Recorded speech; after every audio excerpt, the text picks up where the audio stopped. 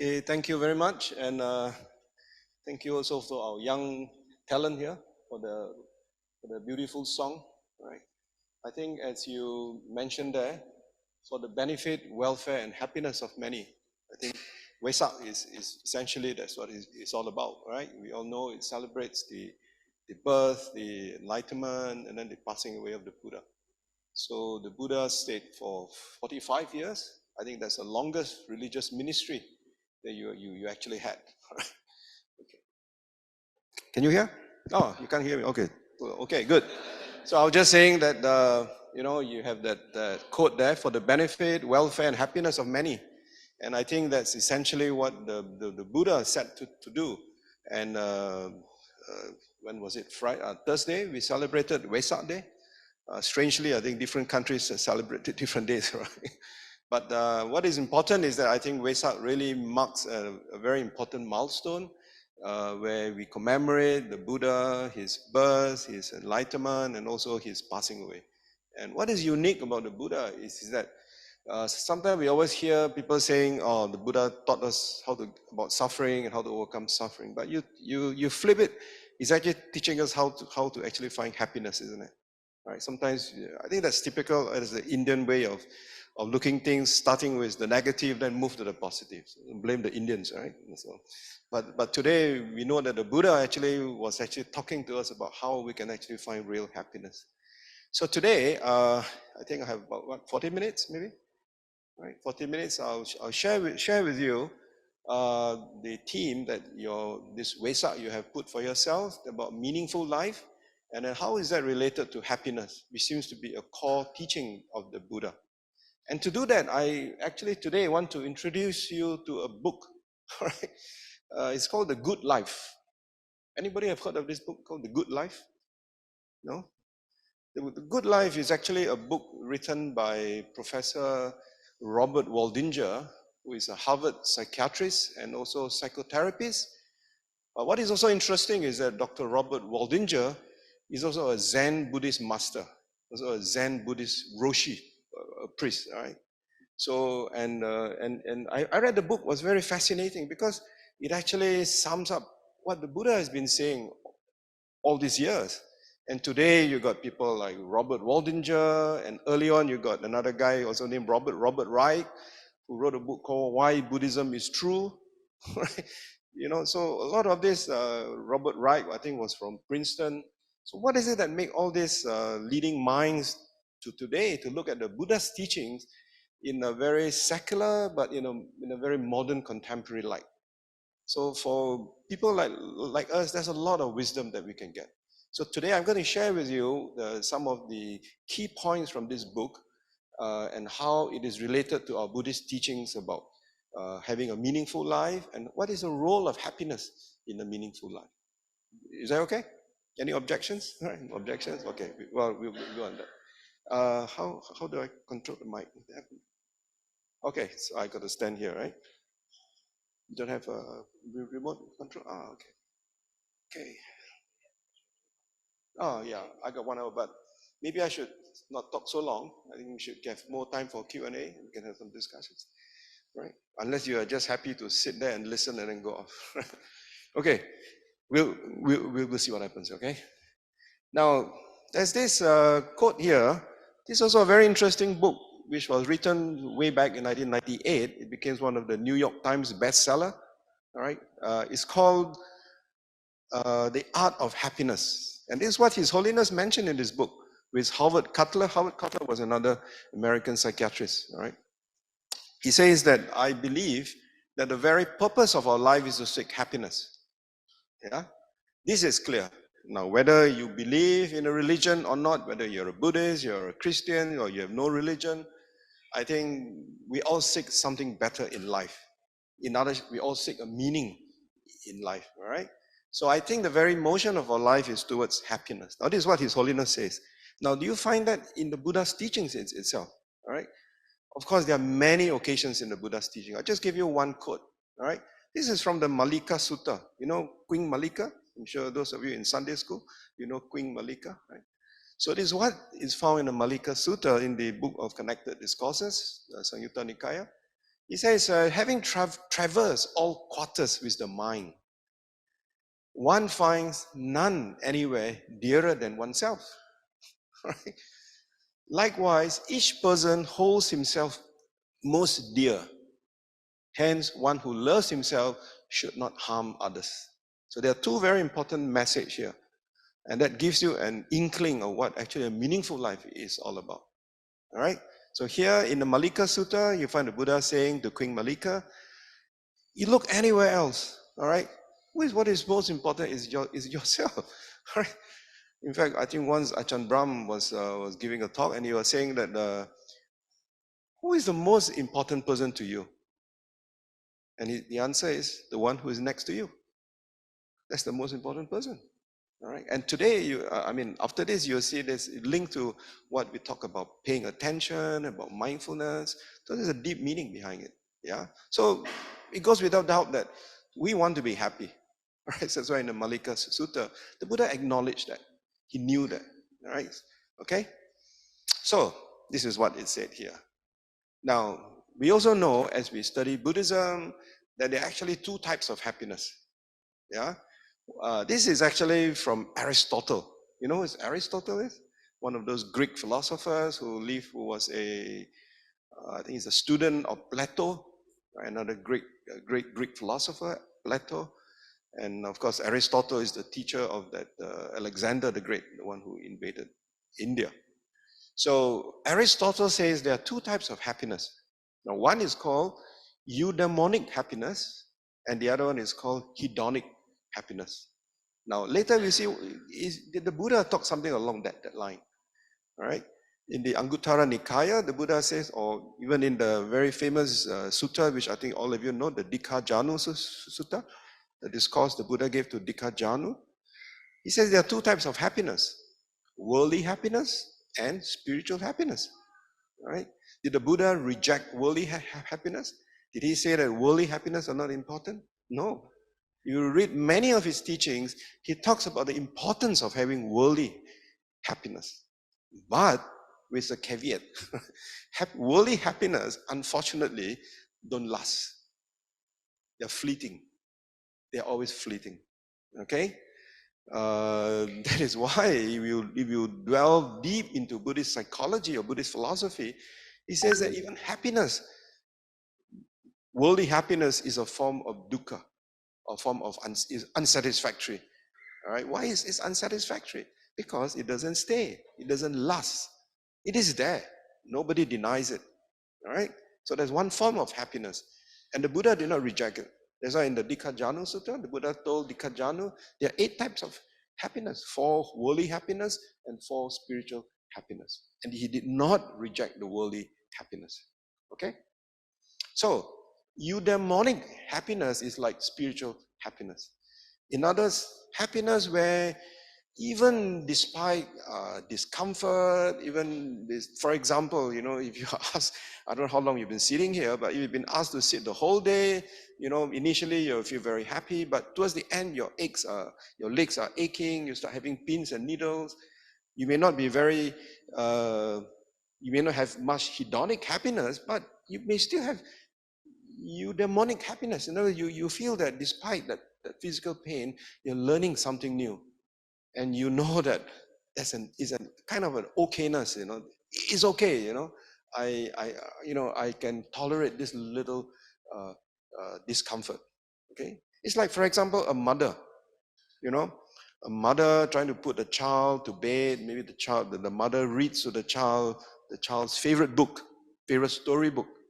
All right. So the mother reads after 5 times. The child still says, "Look, mother, I want you to read again. I like the story." So the mother is very tired. All right, very, very tired. But the 6th time, the 7th time, the mother will still want to read. But still, the mother had that sense of happiness. Right? Why? Because the mother had that compassion. That compassion is innate in that mother. All right. So this brings us to another point. All right. The earlier slide in the Malika Sutta. Remember, if I could just refer you to that. He say, one who loves himself should not harm others. So there are 2 important points here. So you do not harm yourself, but you should who not only love yourself, you should not harm others. Again, as I said, it's typical of the Indian way of saying, do not harm yourself. That's half the story. That means you help others. You have compassion for others. You understand? So, like for example, this morning, I'm sure you observed the 5 precepts. The precepts only tell you what not to do, isn't it? Correct. But there's another part, what you need to do is implied, is understood. Your first precept says, I will avoid or I undertake the training rule not to harm others, not to kill. That's just half the story. If you only do that, you're half a good Buddhist. The other half is, what do you do when you don't harm other people? You help other sentient beings. You have compassion, you have kindness.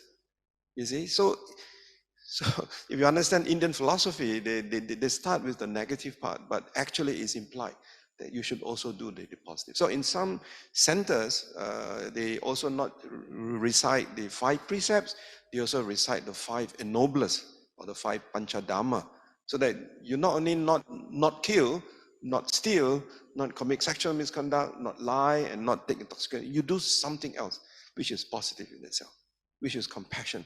So here in the Malika Sutta, Buddha said, yeah, you love yourself. That's great. There's nothing wrong with that. But do not harm others. Do not harm others means you also help to have compassion for others. Right? So in some cultures, like Tibetan culture, all right, Tibetan culture, the word for purpose in life, and the word to benefit others, very, very similar.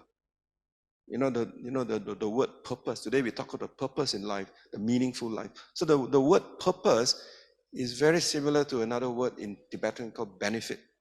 So basically, to your purpose in life is not just for yourself, but to benefit others. Right? That's why in some Buddhist traditions, they have got the bodhisattva ideal that to cherish others, not just oneself.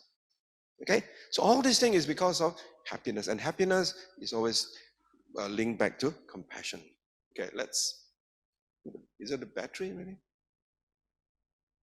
You run out of battery. Okay, right. Now, again, some of you may have heard of this name called Viktor Frankl, who wrote about meaning, who says that life is only meaningful when you got something to look for. That's what Viktor Frankl said. Viktor Frankl is what you call the Holocaust survivor during the Second World War.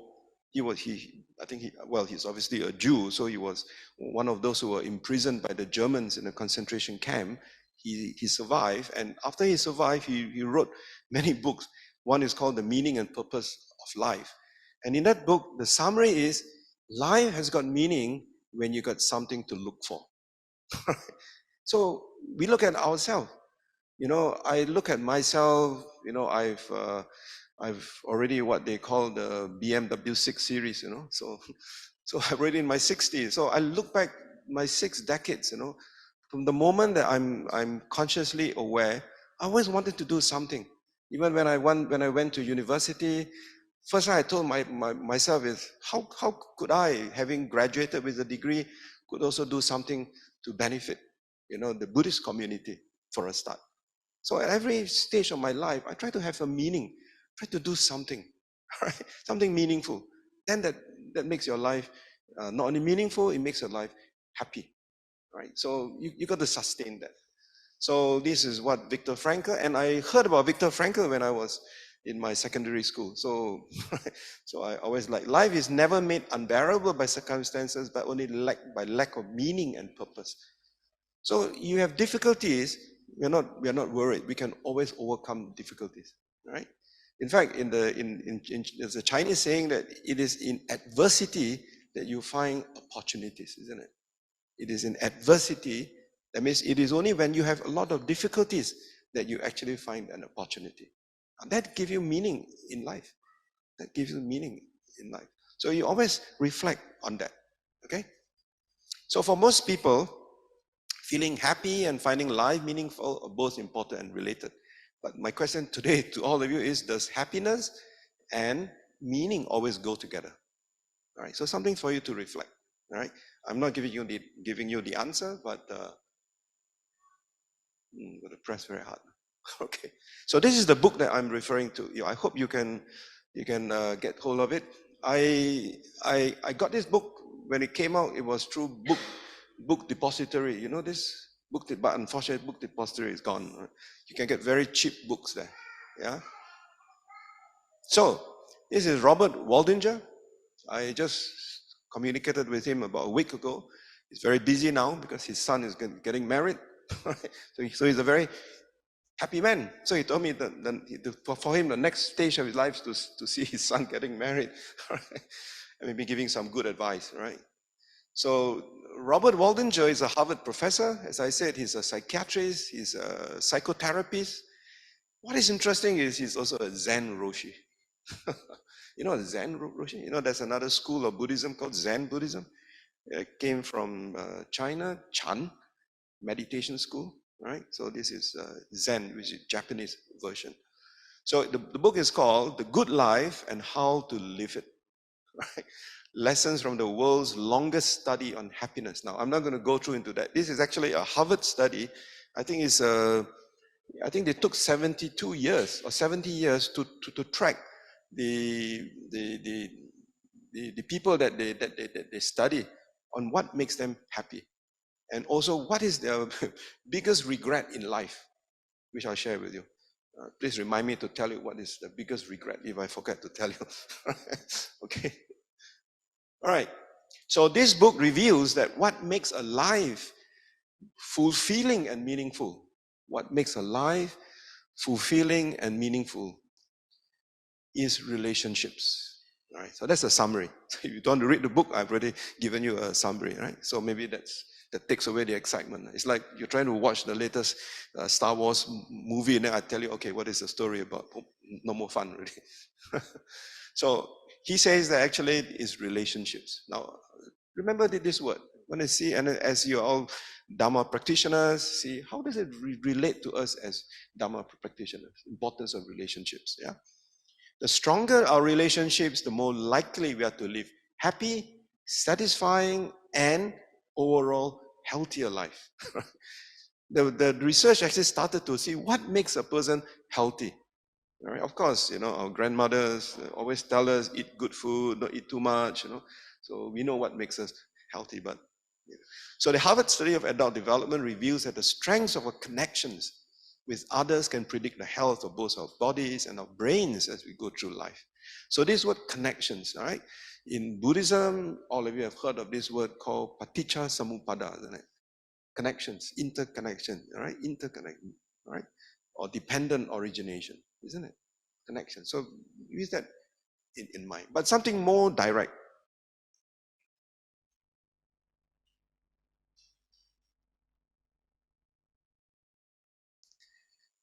So because he's also a Roshi, so he also put it in a Buddhist context. Put it in a Buddhist context. To put in Buddhist terms, a good and meaningful life is made with Sanka. Now, you have to understand, the word Sanka, of course, I know most of you are familiar with the Theravada tradition. In the Theravada tradition, the word Sanka specifically refers to the monastic Sanka, right?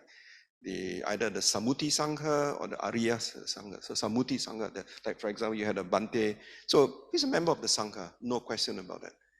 But in the non-Theravada tradition, in the Chinese tradition, in the Tibetan tradition, in the Japanese tradition, the word Sangha has got a much wider meaning. Actually, it also do not deviate from the original meaning of the word Sangha. The word Sangha means community. All right. So in the Mahayana, in the Vajrayana, in the non-Theravada tradition, the word Sangha means a group of people together. So they would say, if you're for example, if you're in a Japanese Zendo, then the Roshi probably say, oh, these are my Sangha. Even all you are lay people with long hair and so on. Right? So or even in the Thich Nhat Hanh, Thich Nhat Hanh, the late Thich Nhat Hanh. So in the Plum village, the Sangha means everybody. Okay, but in the Theravada context, when we talk about the fourfold community, we also have that the monks, the nuns, the male and the female, right? So I think we use the word parisat. So this use different terminology. So I just mentioned that so that you don't get confused. Right? All right, so you just understand that in this world, there's not only Theravada Buddhism. In fact, in the wider world, the bigger tradition is not Theravada, it's Mahayana and the Tibetan, right? Especially in the West. So he says that to put it in Buddhist terms, a good and meaningful life is made with Sanka. We found in our research that if we wanted to predict who was going to stay healthy and be happier and live longer, there are two predictors. Those who took care of their health, quite obviously, and those who stayed healthier and were happier were those who had better, warmer connections with others. So good relationships predicted well-being over time. So from the Buddhist perspective, what is these good connections? What is the common word that we would use? All right? One of the blessings in the Mangala Sutta is about what? What is the first? First is the first of the 38 blessings. You remember? Associate with the wise. You say the word associate. Associate with the wise. In other words, good friends, isn't it? Am I right? It's the first blessing, The first blessing is not to attain jhanas and see nimittas, Right? That's not your first blessing. Your first blessing is you must have an association with the wise. And there are 38 blessings, right? And this is the first. So it shows how important it is.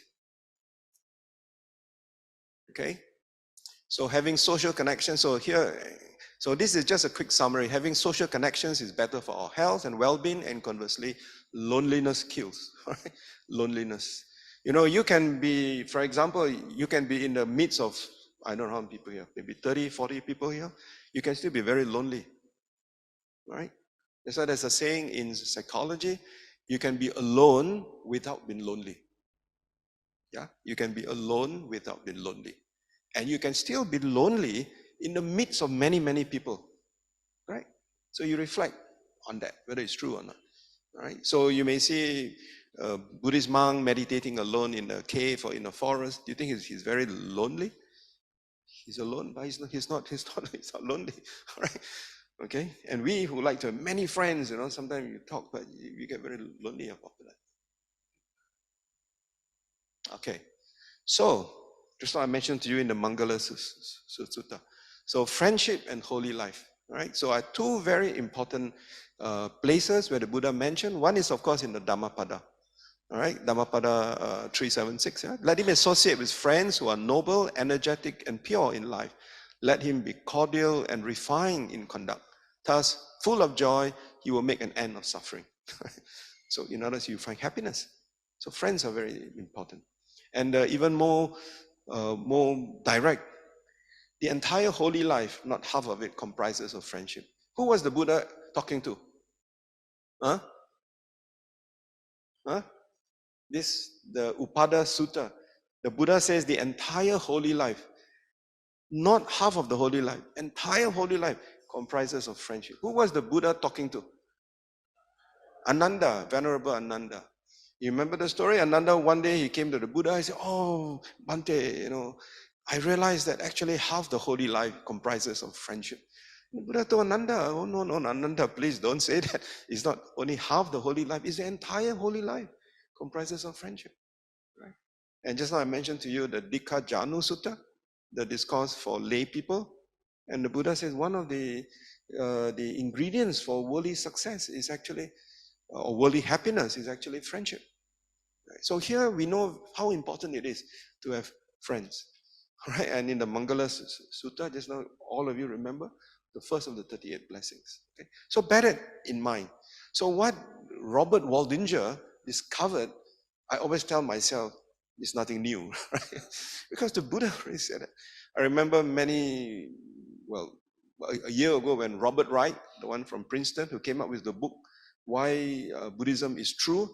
So I also read the book and I find a lot of things very fascinating. But at the end of the day, what Dr. Robert Wright is saying is what the Buddha has been saying all these 600 years? How many years now? Buddha Jayanti, 2000? 2567. 2567. Okay, so the Buddha already mentioned it, but it's good that what the Buddha has discovered, modern day scientists, but scientists are confirming, authenticating actually what the Buddha had discovered. So in that sense, it gives us a lot of confidence that we know that we're on the right path, right track. Okay. So far, I've not come across any well-known personalities that actually contradict what Buddha has been saying from the field of science. Okay. So remember this from the Upada Sutta, that so friendship is very important. Yeah. So this is again another source. This is from New York universities, and this is what Dr. Merrick quickly says: friendships are critically important in every aspect of our lives, especially as we age. And this is authenticated in Robert Wright's book, right, about his research on the Harvard research, the importance of friendship. So decades of research in fields from gerontology to sociology proves just that. So it's the single most important factor in determining a person's happiness. So a lot of research are now authenticating what the Buddha had said 2,567 years ago, that yeah, friendship is very important. So do we cultivate friendship? But again, there's always a caveat. What type of friends do you cultivate? Isn't it? That's why the Mangala Sutta was more explicit. Associate with wise friends. Pandita, isn't it? And not foolish friends. What is a foolish one? Bala. All right? Okay. So, okay. Now, friendship and effort. So this is what in the book itself. Good relationships wither away from neglect. There doesn't have to be a problem of any kind, but if you don't keep them up, they fall out of your life. The people who maintain vibrant social networks are those who make an effort. Now, effort, again, is a very important point in Buddhism, right? You notice that right effort. Remember the Noble Eightfold Path? As Buddhists, what is the path that we should all follow?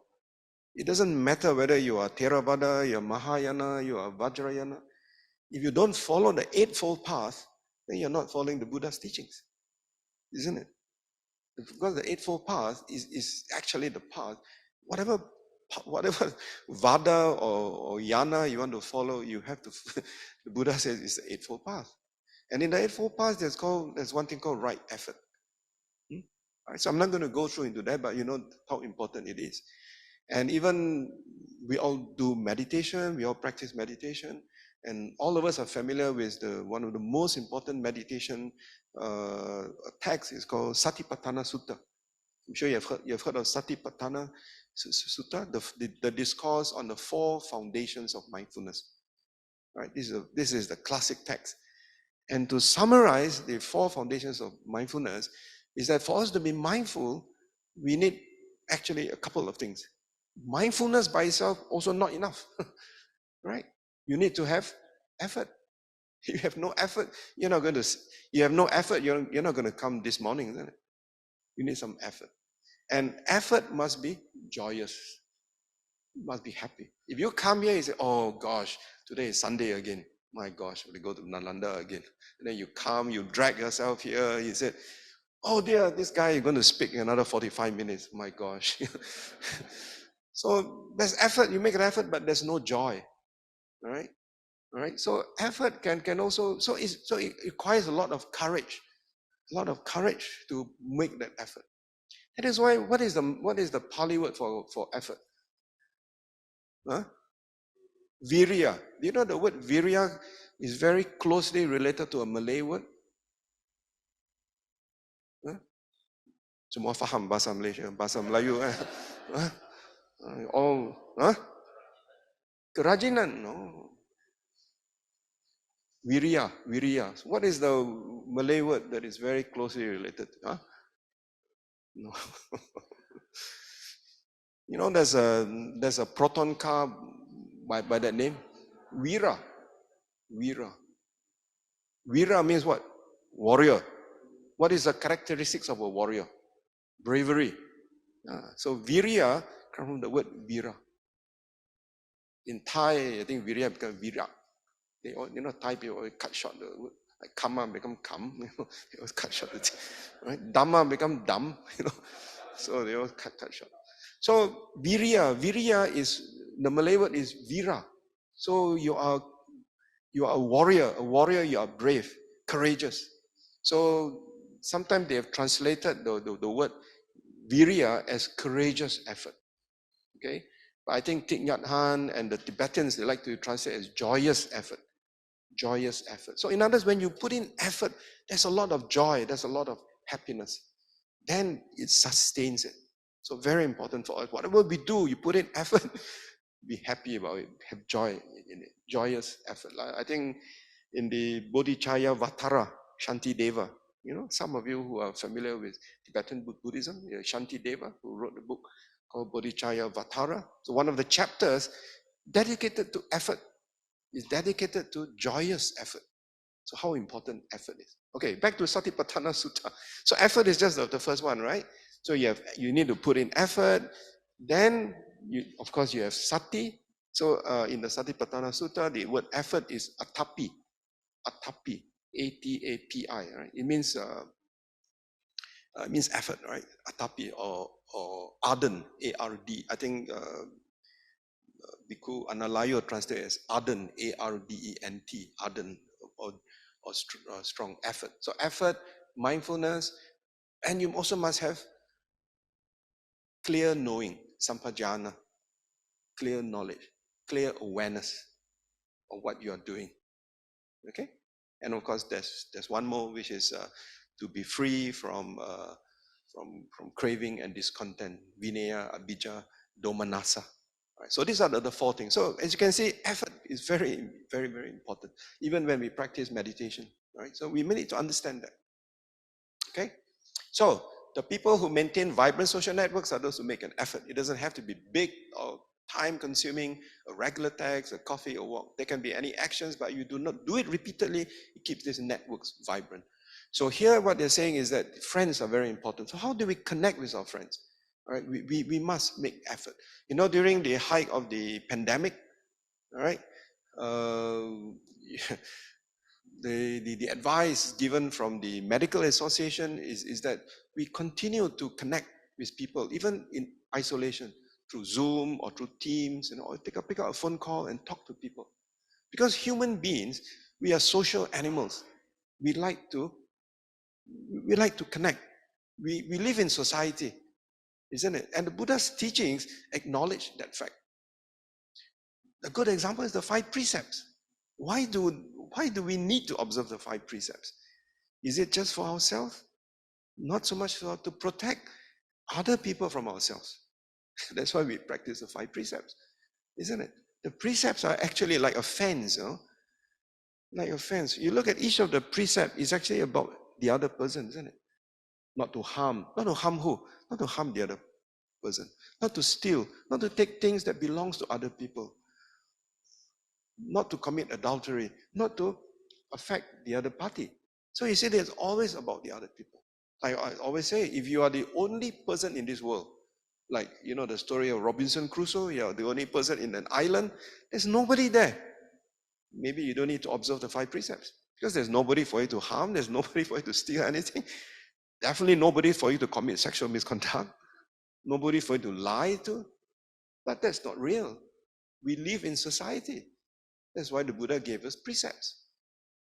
All right? So you see, the Buddha, whatever he advises has got a purpose behind it. It's got a meaning behind it. Okay? Right. So what's a meaningful life? So you summarize from what Robert Waldinger has mentioned in his book, and then you go back, you reflect whether it is true, whether this will give you meaning.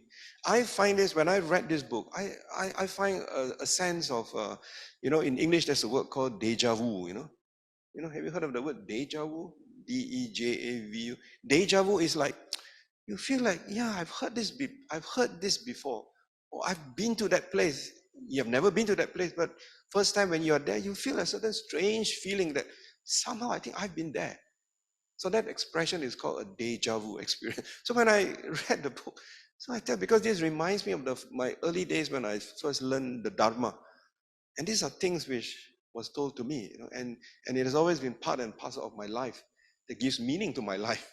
All right. So the first thing is radical curiosity. Now, this word, of course, was not used. It's a new term. right? In my early days, my first teacher, right, Lompo Dhamma Banchanwood, he never used the word radical curiosity, right? He never used that word. But what does radical curiosity mean? Later, I'll just share with you a little bit. Generosity, and finally, adaptability. So there are these three things Robert Waldinger mentioned in his book, which actually gives you a good life, a meaningful life. Okay, let's see what each one of it. Radical curiosity. Radical curiosity is the act of bringing in a beginner's mind. Now, again, let me explain what is a big. This is a term which is very popular in Zen Buddhism. Also, one of the when I was in university, one of my first Buddhist books was a book actually called Zen Mind, Beginner's Mind. It's actually, I don't know, you may have it in your library, Zen Mind, Beginner's Mind. It's written by a Japanese Zen Roshi, Suzuki Roshi from San Francisco Zen Center. Right? You know, my regret last month I was in San Francisco. I wanted very much to go to San Francisco Zen Center in Hope Street, but I couldn't make it. So I have to make another trip there. Anyway, so radical curiosity. What is a beginner's mind? A beginner's mind means that you see things with openness. You see things by telling yourself that I know this, but there is much more I do not know. Because there's so much I do not know, my mental approach is to find out more. To find out more. The moment I said, I know everything, you stop learning. Your journey stops. Okay? Your journey stops. The moment you say, I know. Right? That's why there's a Chinese Taoist saying that, all right, he who knows does not know. He who does not know and knows that he does not know, knows. You know what I'm saying? I think it's a Taoist. I don't think it's a Buddha. I don't think the Buddha said that. All right, so so please don't quote the Buddha wrongly. All right? I don't think the Buddha said that. I think it's a Chinese, the Taoist kind of saying. Right? And I think there's so much truth in that. If you think that you already know, you don't know. You know, many of you, I'm sure you have watched what is that? I can't remember the name of that movie, but this story where, this guy was serving tea, and he was pouring tea over the cup, and as you keep on pouring, and then the tea overflows. Right? So what is the story of that? Your mind is like the cup. If the mind, the tea is already overflowing, right? So nothing else goes in. So we must keep an open mind. So this is what in Zen in Chinese Buddhism is called Chan. Chan. So this is Zen, Japanese Zen. So curiosity is the act of bringing in a beginner's mind by putting aside all preconceptions, even to the person you feel you know everything about. Right? For example, in that book, Robert Waldinger says he has been married for 36 years. Does he really know his wife after 36 years? Many of us, we say, I know her, I've lived with her for maybe 30 years, 40 years, But do you really know your wife? So the moment you say, I know, then conflict arises. But if you are prepared to give yourself that, people change, isn't it? People change. And you're able to accept that because people change, that's where the third point is adaptability. You adapt. Right? So I think these are very important lessons, life lessons for all of us. Yeah? Okay, so is dropping our expectations and preconceived ideas about something and seeing things with an open mind, fresh eyes, just like a beginner. I think in management, we use the word fresh eyes look, a fresh eyes look. Like in our leadership training development, I would tell my CEOs or my GMs that, we have been successful. I work for a corporation which has been successful for maybe the last 15 years, despite the Lehman shock. We're still making profits. And we just closed our financial year and we make very record profits. Very successful. But our lesson is never think that what makes you successful in the past is going to make you successful in the future. isn't it? All right. So that is what is meant by you take a fresh eyes look at things. You always see things in a different perspective. All right. In our organization, we have a word called creative destruction. Creative destruction. And I find that's a very Buddhistic meaning. Creative destruction. That means even though it is doing very well, you destroy it and then you rebuild. Each time you rebuild, you become even better. All right. And many years ago, when I was in graduate school, there was also a book called "If It Ain't Broke, Break It." Have you heard of the book? You can Google that. It's a very interesting book. It's got a very Buddhistic. If it ain't broke, break it. You know the meaning behind it? So these are very catchy meaning, you know. It's like how to swim with the sharks and survive. You know, those kind of things.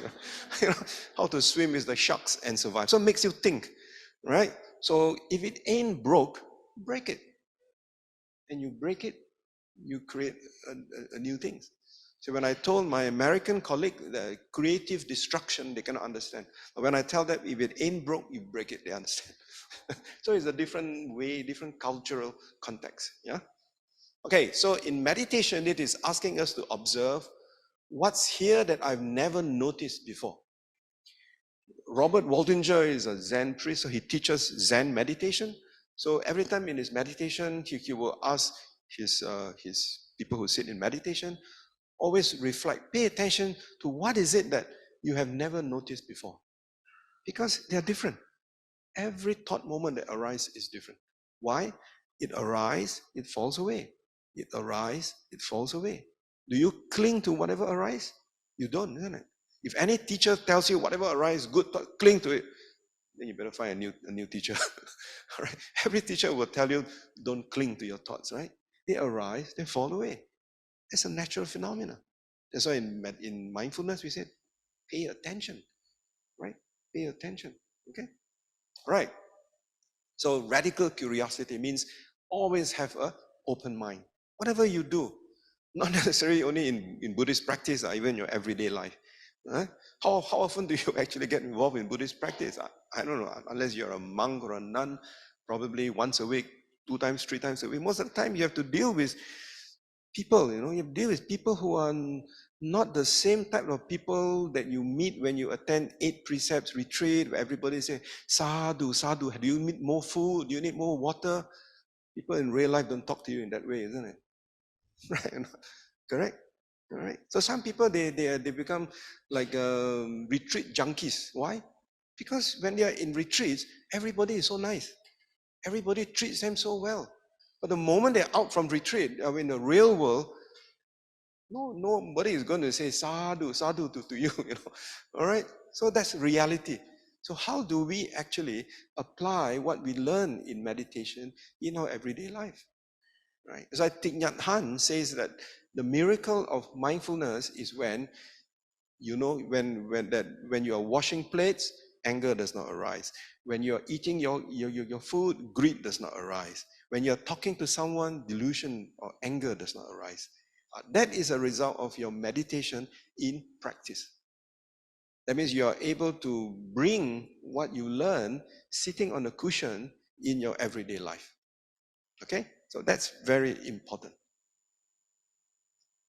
All right. So it's a challenge, isn't it?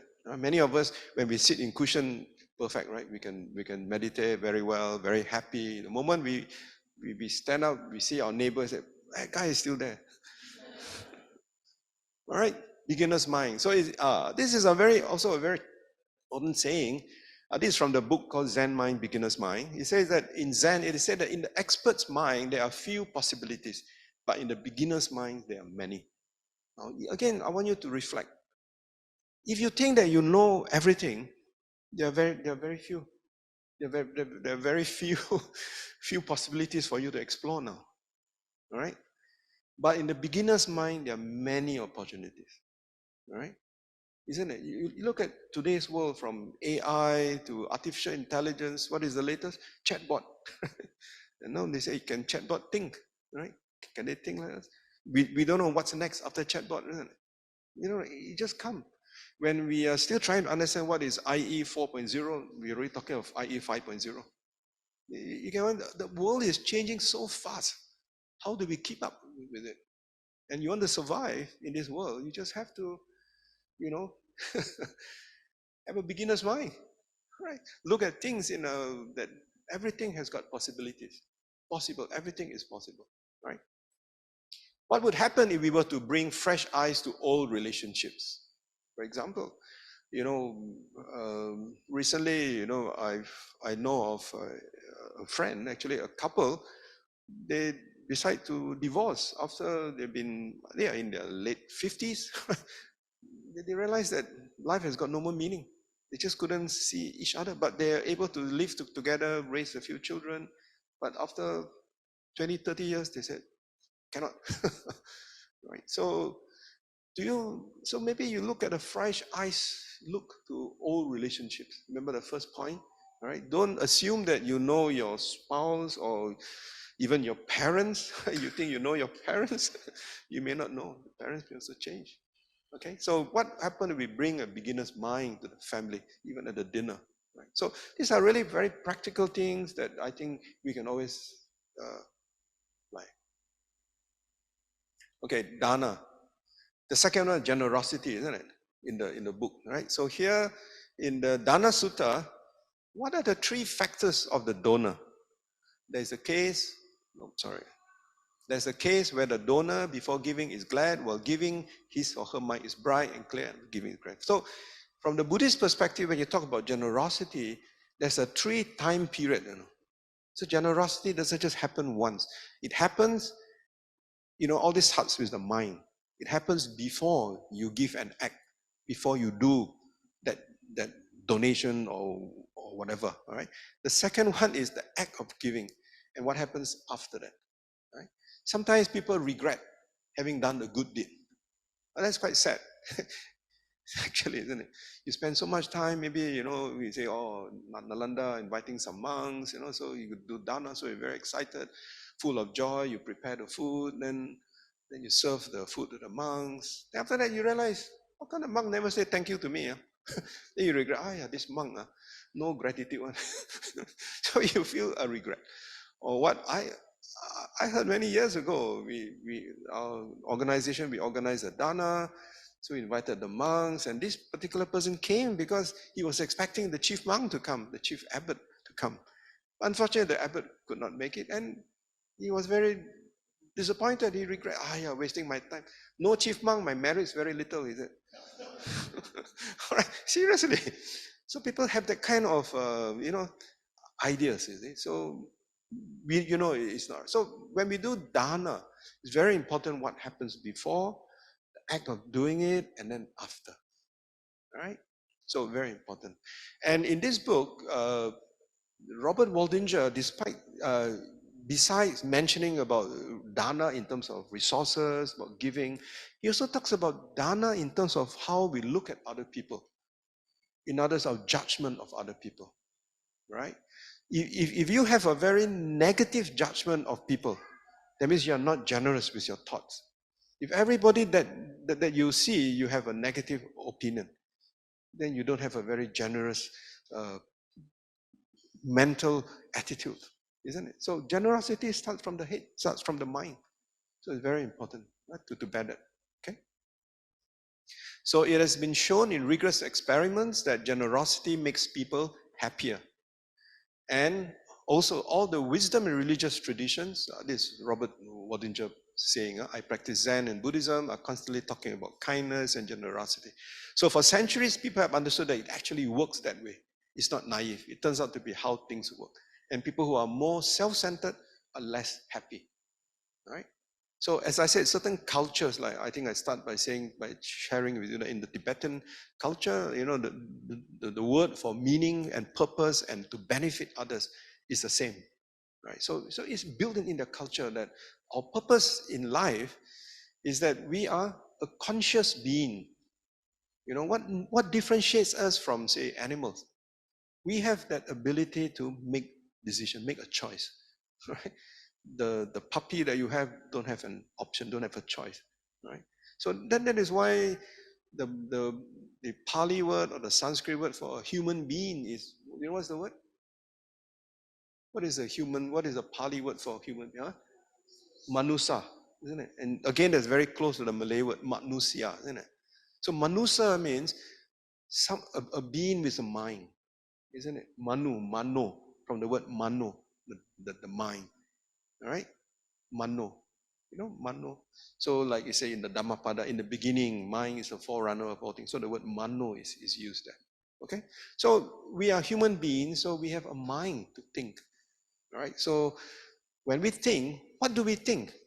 Let's be generous with our thoughts. All right? So I think in this very famous saying in the humanistic Buddhism, all right? I think the late Master Xing Yin, he says, always think good thoughts, say good deeds, say good words, and do good deeds. Just three lines. We remember that. It's good enough. Right? It's very simple, isn't it? Think good thoughts, say good words, do good deeds.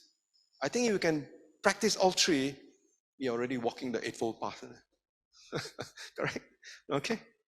Right. So there's a quote from the Dalai Lama which he says, right? We are self-centered and selfish. Our default mode. Okay? But we need to be wisely selfish, not foolishly so. If we neglect others, we too lose. So if we don't benefit others, we cannot benefit ourselves. That's why today, even in business, right? In business, and you see this very clearly in Japanese business, even though, of course, Japanese business is now on a downward trend. But the Japanese business has always been very successful because they believe in what is called strategic alliance. Strategic alliance. So they know, for example, Hitachi knows that for Hitachi to survive, Toshiba must not, go bankrupt, for example, or Panasonic. So they have this culture of my well-being and your well-being are interrelated. All right. So there's also a book called The Five Rings, which says that Japanese business is also affected by Buddhist concept of interdependence. The nature of interdependence. Right? Okay. Right.